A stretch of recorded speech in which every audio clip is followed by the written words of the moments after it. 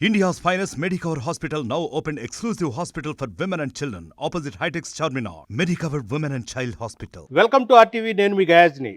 YS Sharmila ఈరోజు రాహుల్ గాంధీ ఆధ్వర్యంలో కాంగ్రెస్ పార్టీలో చేరడం జరిగింది. అయితే ఆమె చేరికతో నెల్లూరు జిల్లా కాంగ్రెస్ శ్రేణుల్లో ఒక ఉత్సాహం అయితే ఏర్పడింది. సోనియా గాంధీ కూడా ఆమె కలవడం జరిగింది. ప్రస్తుతము వైఎస్ షర్మిల చేరికపై మనతో మాట్లాడేందుకు డీసీసీ అధ్యక్షులు దేవకుమార్ రెడ్డి మనతో ఉన్నారు. ఆయనతో మాట్లాడదాం. నమస్తే అన్న.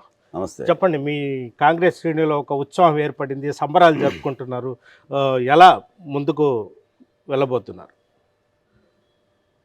షర్మిల గారు కాంగ్రెస్ పార్టీలో చేరడం చాలా శుభ పరిణామం. ఎందువల్లంటే కాంగ్రెస్ పార్టీ కోసం కష్టపడి పనిచేసినటువంటి రాజశేఖర్ రెడ్డి కుమార్తె ఆమె. కాంగ్రెస్ పార్టీలో తెలంగాణ ఎన్నికల ముందు పోయి రాహుల్ గాంధీని, సోనియా గాంధీ గారిని, పెద్దలు మల్లికార్జున ఖార్గే గారిని, ప్రియాంక గాంధీ గారిని కలిసి ఆమె ఒక కాంగ్రెస్ పార్టీలో చేరాలని చెప్పినప్పుడే మంచి సంకేతాలు వచ్చినాయి. దాని ప్రకారం తెలంగాణ ఎన్నికల్లో కూడా తెలంగాణ వైఎస్ఆర్ పార్టీని పోటీలో లేకుండా కాంగ్రెస్ పార్టీ మద్దతు ప్రకటించడం జరిగింది. దాంతో ఒక రకమైనటువంటి కాంగ్రెస్ పార్టీకి తెలంగాణలో మేలే జరిగింది. ఆ ఉద్దేశంతో తిరిగి ఆంధ్రాలో కూడా షర్మిల గారు కాంగ్రెస్ పట్ల ప్రచారం చేయాలి, రాహుల్ గాంధీని వాళ్ళ నాన్న కోరిక ప్రకారం రాహుల్ గాంధీగా ప్రధాని చేయాలని ఆయన చివరి నిమిషంలో కూడా కాంగ్రెస్ పెద్దలకి, కాంగ్రెస్ పార్టీ సిఎల్పి మీటింగ్లో కూడా చెప్పడం జరిగింది. దాన్ని నిజం చేసేదానికి ఈరోజు నేను కాంగ్రెస్ పార్టీలో చేరడం చాలా సంతోషంగా ఉందని చెప్పి షర్మిల గారు చెప్పడం మా అందరం కూడా నిజంగా ఆనందం వేసింది. మేమందరం కూడా సంతోషంగా మా జిల్లా కాంగ్రెస్ పార్టీ శ్రేణులే కాకుండా, నాయకులే కాకుండా రాష్ట్రంలో ఉండేటటువంటి కాంగ్రెస్ పార్టీ కార్యకర్తలు, ప్రజలు కూడా చర్చించుకునేటటువంటి పరిస్థితులు ఈరోజు ఆంధ్ర రాష్ట్రంలో సంతరించుకున్నాయి. వైఎస్ షర్మిల ఈరోజు రాజకీయాల్లోకి వచ్చినటువంటి కాదు, జగన్మోహన్ రెడ్డి కోసం పాదయాత్ర చేసినటువంటి పరిస్థితులు, ఈ రాష్ట్రంలో ఉండేటటువంటి పరిస్థితులను కూడా క్షుణ్ణంగా తెలిసినటువంటి షర్మిల గారు నిజంగా కాంగ్రెస్ పార్టీ ఏవి ఆదేశాలు ఇచ్చినా నేను పనిచేస్తాను అని చెప్పి ఈరోజు ప్రకటించడం చాలా సంతోషదగ్గ విషయం. షర్మిల గారు వల్ల ఈ రాష్ట్రంలో పరిస్థితులు కాంగ్రెస్ పార్టీకి పూర్వ వైభవం వస్తుందని చెప్పి కాంగ్రెస్ వాదులంగా మేమందరం కన్నా సామాన్యులు కూడా ఈరోజు కాంగ్రెస్ను గురించే చర్చించుకునే పరిస్థితి అయితే వచ్చింది. ఇప్పుడు ఒకటి, రాహుల్ గాంధీని ప్రధాని చేయాలన్న ఒక ఆశయంతో రాజశేఖర రెడ్డి గారు పనిచేశారు. ఈలోపు ఆయన కాలం చెల్లిపోయింది. తండ్రి కోరిక నెరవేరుస్తుందని మీరు భావిస్తున్నారా?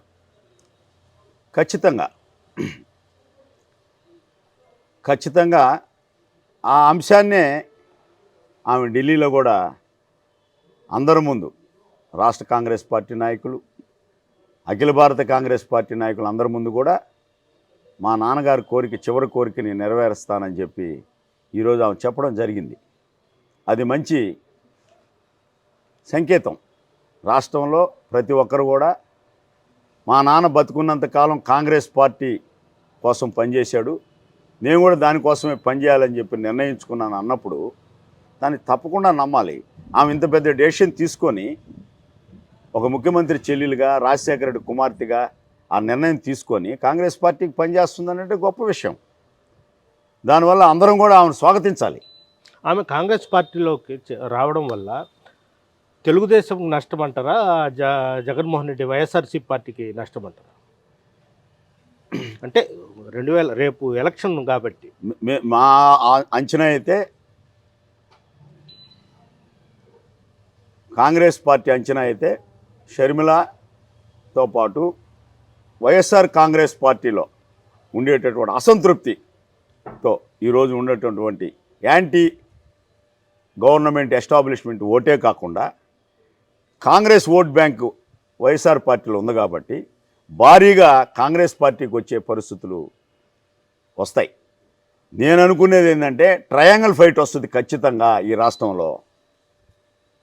ట్రయాంగిల్ ఫైట్ అంటే ఈక్వల్ ఫైట్ వస్తుంది. వైఎస్ఆర్ పార్టీకి, కాంగ్రెస్ పార్టీకి, తెలుగుదేశం పార్టీకి ఈక్వల్ ఫైట్ వస్తుందని చెప్పి నేను అనుకుంటున్నాను. కొంచెం మంది మేధావులు కూడా దాన్ని ఎక్స్పెక్ట్ చేస్తున్నారు.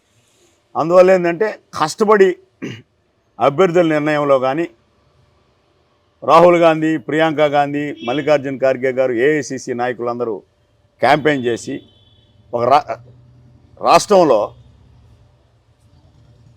అన్ని ప్రాంతాల్లో సభలు ఏర్పాటు చేసి కాంగ్రెస్ పార్టీ ఈ రాష్ట్రానికి ఏం చేసింది, ఈ రాష్ట్రంలో చేయాల్సినటువంటి విభజన చట్టంలో పెట్టిన అంశాలన్నింటినీ కూడా ప్రత్యేక హోదా అంశాన్ని ప్రధానంగా ప్రజల్లోకి తీసుకుపోయి ఒక కాన్ఫిడెన్స్ని క్రియేట్ చేయాల్సినటువంటి అవసరం ఉంది. దానివల్ల ఏంటంటే వాటికి ఈ రాబోయే 100 రోజుల్లో ప్రణాళికని సిద్ధం చేస్తున్నాం మేము క్యాంపెయిన్కి అంతా కూడా. వాటిల్లో తప్పకుండా కాంగ్రెస్ పార్టీ ఒక ఫోర్స్గా తయారవడం ఖచ్చితం. ఇప్పుడు షర్మిలతో పాటు చాలామంది షర్మిలతో పాటు మేము రాజకీయ ప్రయాణం చేస్తామన్నారు.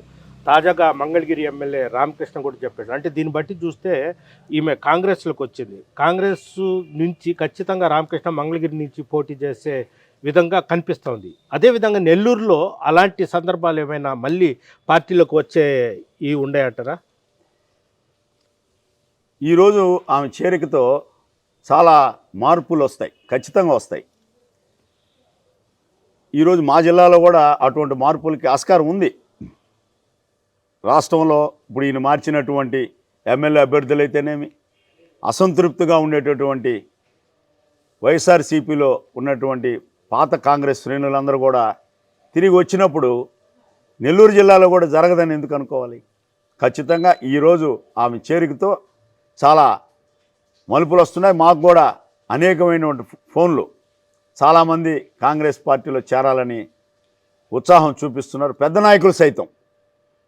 ఏ విధమైనటువంటి ఈరోజు నేను ఇప్పుడు పేర్లు చెప్పడం బాగుండదు, కానీ ఎప్పుడైనా కూడా ఒక రాజకీయ పార్టీ ఆ పరిస్థితులు అనుకూలించినప్పుడు, ఇప్పుడు తెలంగాణలో ఎట్టా అనుకూలించి ఆఖరా నిమిషంలో ఏ విధంగా వచ్చి అందరూ పార్టీలో జాయిన్ అయ్యారో ఆ పరిస్థితులు ఖచ్చితంగా వస్తాయని చెప్పి మా ఎక్స్పెక్టేషన్. పిసిసి అధ్యక్ష పదవి ఆమెకే ఇచ్చే అవకాశాలు ఉన్నాయంటారా? అది అధిష్టానం ఆమె మీద ఇప్పుడు పిసిసి ఒకటనింది షర్మిల గారు. అది కాంగ్రెస్ పార్టీ అధిష్టానం ఏ పని ఒప్పచెప్పినా, అండమాన్లో ప్రచారం చేయమన్నా చేస్తాను నేను. వాళ్ళు ఏ బాధ్యత ఒప్పచెప్పినా కాంగ్రెస్ పార్టీ కోసం, రాహుల్ గాంధీ ప్రధానయ్యే కోసం ఏ పని అన్నా నేను చేసేదానికి సిద్ధం అన్నప్పుడు అధిష్టానం రాహుల్ గాంధీ గారు, మల్లికార్జున్ ఖార్గే గారు తీసుకునే నిర్ణయాన్ని బట్టి ఆమెకు ఏ బాధ్యతలు ఒప్పచెప్తారు అనే దాన్ని బట్టి పనిచేస్తారు. ఏ బాధ్యత ఒప్పచెప్పినా వైఎస్ రాజశేఖర రెడ్డి కుమార్తెగా ఆమెకు ఒక గుర్తింపు ఉంటుంది. క్యాంపెయిన్ కమిటీ చైర్మన్ చేసినా, మరొకటి ఇంకా పిసిసి బాధ్యతలు ఇచ్చినా అందరం స్వాగతిస్తున్నాం దానికి. దాంట్లో ఎటువంటి అరమరుకలు లేవు. ఇంక్లూడింగ్ కాంగ్రెస్ పార్టీలో సీనియర్ నాయకులు అందరం కూడా రాజశేఖర రెడ్డి కుమార్తెగా ఆ అమ్మాయి కాంగ్రెస్ పార్టీకి అండగా నిలబడతాను అన్నప్పుడు మేము కూడా దాన్ని స్వాగతించాల్సిన అవసరం ఉంది. కాబట్టి ముందుగానే మా పిసిసి అధ్యక్షుడు చెప్పాడు, మేము కూడా అనేక మార్లు మేమందరం కూడా చెప్పడం జరిగింది. అంటే ఒక పక్క ఆమె కాంగ్రెస్లో చేరడం షర్మిల, అదేవిధంగా వాళ్ళ భర్త తెలుగుదేశం పార్టీ వాళ్ళతో కూడా మీటింగ్ అయ్యారు, సమావేశం ఏర్పాటు చేసుకున్నారు వాళ్ళతో. మొత్తం టోటల్ మీద చూసుకుంటే జగన్ మీద కోపంతో ఇది చేస్తున్నారని భావించుకోవాలి. లేదు, ఒకటి జగన్మోహన్ రెడ్డి తెలుగుదేశం వాళ్ళతో సంప్రదింపులు జరిపారనేది ఎక్కడో నేను మీడియాలో చూశాను. బీటెక్ రవితో ఎయిర్పోర్ట్లో ఎక్కడనో లేకపోతే ఎక్కడో సందర్భంలో కలిసినట్టున్నాడు బ్రదర్ అనిల్ని.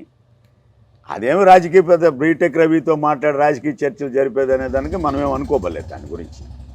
ఇంకోటి ఏంటంటే రాజకీయాల్లో వాళ్ళ అన్న నోడిచ్చి తెలుగుదేశాన్ని గెలిపించాలని ఉండదు.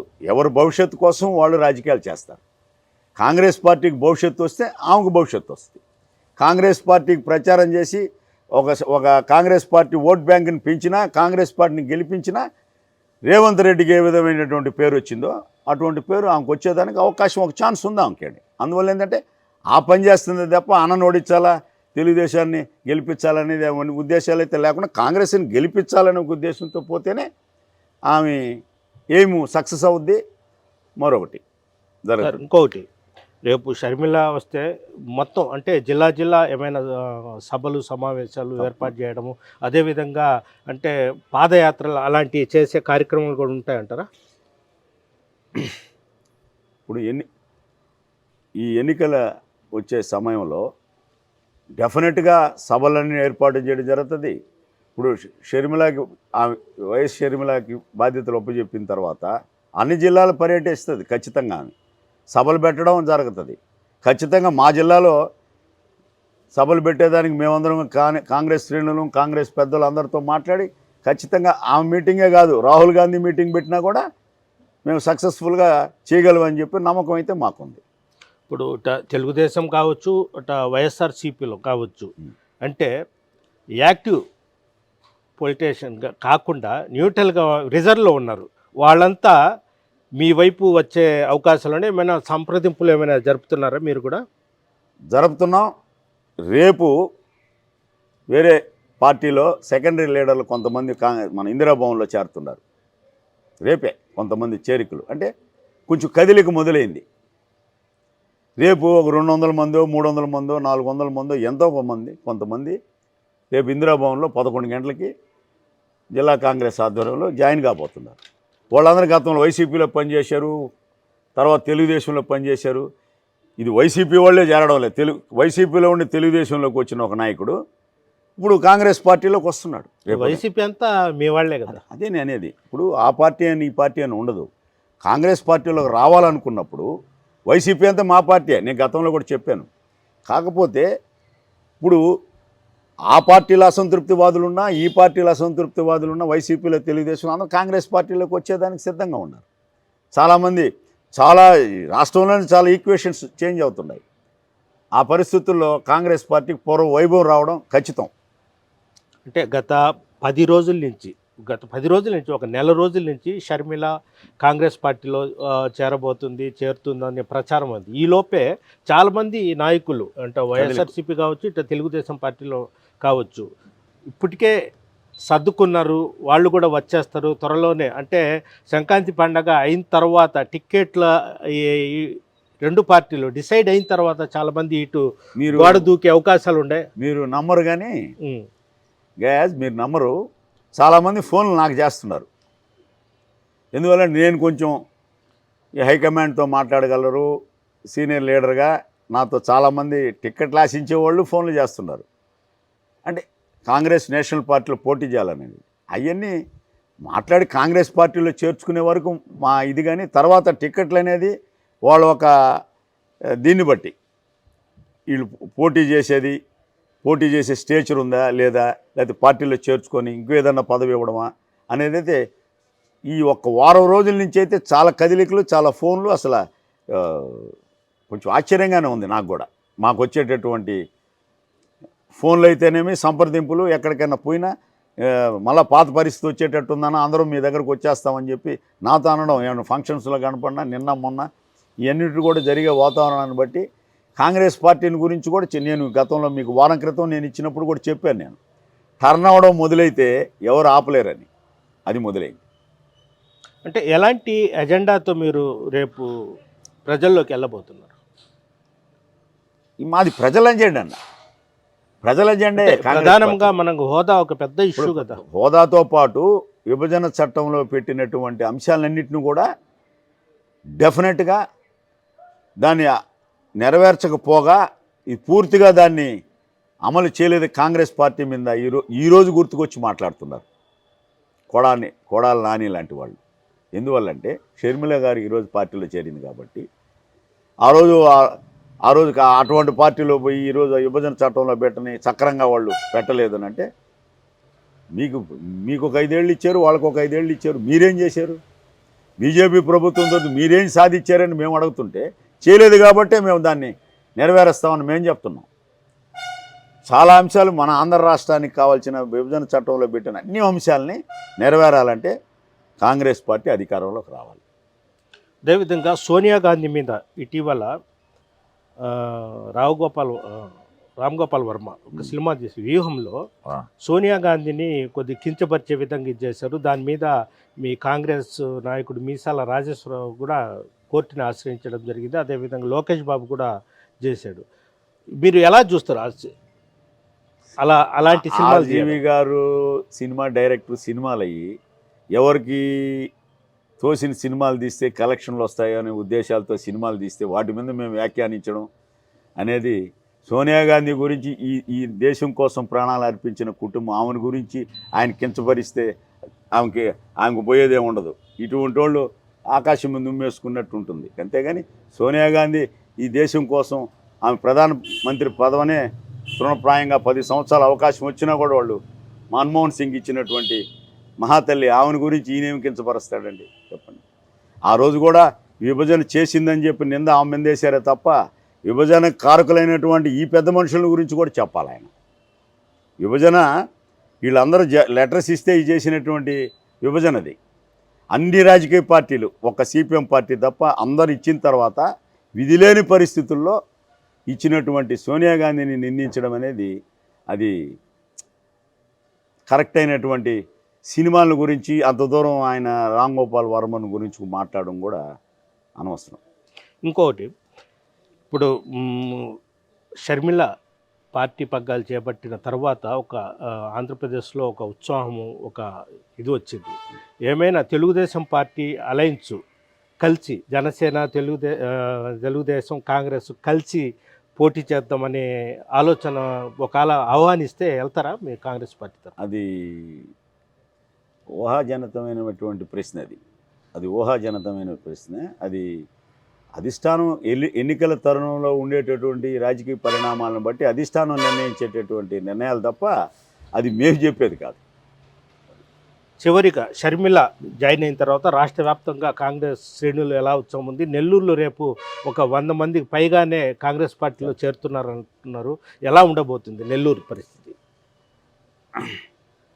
ఖచ్చితంగా రేపు ఈ 100 మందే కాదు, ఇప్పుడు డే బై డే నీకు మళ్ళా మా ఇందిరాభవన్ కళకళలాడే రోజుల దగ్గరకు వచ్చినాయి. ఆంధ్ర రాష్ట్రంలో ఒక రకమైనటువంటి వాతావరణం వచ్చిండేది మాట వాస్తవం. మీకు తెలుసు, నాకు తెలుసు. ప్రతి రాజకీయ పార్టీలో చర్చ జరుగుతుంది. ఇది ఎందువల్లంటే రాజశేఖర్ రెడ్డి గారికి ఉండేటటువంటి గుడ్ విల్ అది. రాజశేఖర్ రెడ్డి గారు కాంగ్రెస్ పార్టీ కోసం ఆయన చివరి శ్వాస వరకు పోరాటం చేసి కాంగ్రెస్ పార్టీని ఈ రాష్ట్రంలో అధికారంలోకి తెచ్చి చనిపోయే రోజు వరకు కూడా కాంగ్రెస్ పార్టీ కోసం ఆయన రాహుల్ గాంధీని ప్రధాని చేయాలని చెప్పి చివరి కోరికని నెరవేరే రోజు వచ్చింది అని చెప్పి ఈరోజు ఆయన కుమార్తె చెప్పినప్పుడు నిజంగా విన్నప్పుడు నాకు చాలా సంతోషం వేసింది. అటువంటి సందర్భాలు కాంగ్రెస్ పార్టీ కొత్తగా పుట్టిన పార్టీ కాదు. అది కాంగ్రెస్ పార్టీ అవసరం అనుకుంటే ఈ రాష్ట్ర ప్రజలు ఇప్పుడు మేము పెట్టించినట్టు బంగారుపాలెంలో వాళ్ళకి పెట్టించిన వాళ్ళే తీసి మాకు బంగారుపాలెంలో పెట్టిస్తారు. అవేమి రాజకీయాల్లో అది జరుగుతుంది ఇది జరగదనేం లేదు. ఖచ్చితంగా ఆ ప్రభంజనం వచ్చినప్పుడు ఎవరు ఆపలేరు. కర్ణాటక, తెలంగాణ వాతావరణం ఇక్కడికి వచ్చినప్పుడు ఈ మార్పులు చేర్పు ఆర్కే లాంటి రామకృష్ణారెడ్డి లాంటి వాళ్ళు ఆళ్ళ రామకృష్ణారెడ్డి ఏమన్నాడు, ఒక మాట అన్నాడు, రాజశేఖర రెడ్డి కుమార్తె షర్మిలమ్మ వస్తే నా వెనక పోతానన్నాడు. స్వచ్ఛందంగా చెప్పాడు ఆయన. ఇటువంటి వాళ్ళు ఎంతమంది వస్తారో రేపు చూడండి. అదే వాతావరణానికి అనుకూలమైన వాతావరణం ఏర్పడేదానికి నాయకులు వచ్చినప్పుడు కార్యకర్తలు వస్తారు, కార్యకర్తలు వచ్చినప్పుడు నాయకులు వస్తారు. ఇటువంటి వాతావరణం కాంగ్రెస్ పార్టీ త్వరలో రాబోతున్నాయి. పూర్వభయం వస్తుంది. కాంగ్రెస్ పార్టీ కేంద్రంలో రాష్ట్రంలో విజయం సాధించిపోతుందని చెప్పి మేము తెలియజేస్తున్నాం. ఇంకోటి కాంగ్రెస్ నేషనల్ పార్టీలో ఆనం కుటుంబం పెద్ద కుటుంబం నెల్లూరు జిల్లాలో, అదేవిధంగా మాగుంట కుటుంబం, మేకపాటి కుటుంబం, పనబాక లక్ష్మి వాళ్ళు కూడా అంటే చాలా కాలం కాంగ్రెస్తో అనుబంధం, రాజకీయ ప్రయాణం చేశారు, ఎన్నో పదవులు కూడా చేశారు. ప్రజెంట్ వాళ్ళు వేరే పార్టీలో ఇమడలేని పరిస్థితులు ఉన్నారు. వాళ్ళు కూడా మీ కాంగ్రెస్ పార్టీ వైపు అంటే షర్మిల వచ్చిన తర్వాత ఇటువైపు చూస్తున్నారా అనుకోవచ్చా? అనుకోవచ్చు, అనుకోకూడదని ఎందుకు అనుకోవాలి? అప్పుడు ప్రయత్నం ఇప్పుడు కాంగ్రెస్ పార్టీలో నుంచి పోయినటువంటి వ్యక్తులు కాంగ్రెస్ పార్టీ బలహీనంగా ఉందని చెప్పి అవతల పార్టీలకు పోయి ఉండొచ్చు. అనుకూలమైన పరిస్థితి వచ్చినప్పుడు వచ్చేదానికి ఏముంది, మేము స్వాగతిస్తాం కదా.